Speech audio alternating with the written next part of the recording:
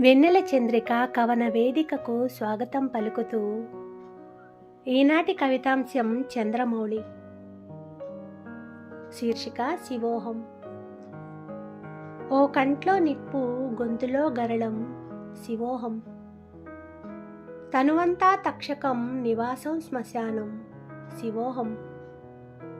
జీవుల పిడికెడు ప్రాణాన్ని బహిరంగ భస్మంగా చూపిస్తూ మాయదారి కాలం కాటివేయకుండా కాపాడుతున్న నీకిదే శివోహం.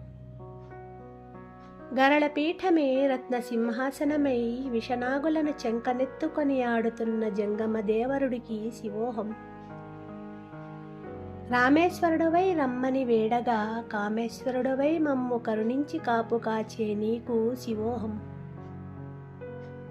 జాబిలి వంక నీడలో మంచు మంచముపై చల్లంగా పవళించిన నీకు శివోహం.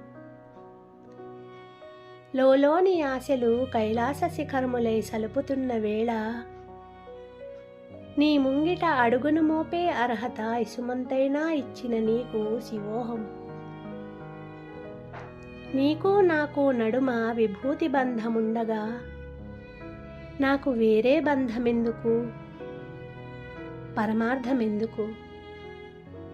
ఆది గురువే నీవనుచు ఆద్యము మరిచి ఆడితి నీ ముందు శివోహం.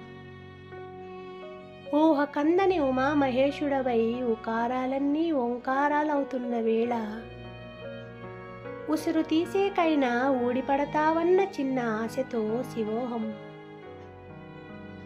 కాయమునంతా కరగబెట్టి కూడబెట్టి తిని పిసరంత భక్తిని నీకై పాడెగట్టకు నాకు పరీక్షలను పెట్టే ఓ పశుపతి నీకిదే శివోహం. ధన్యవాదాలు.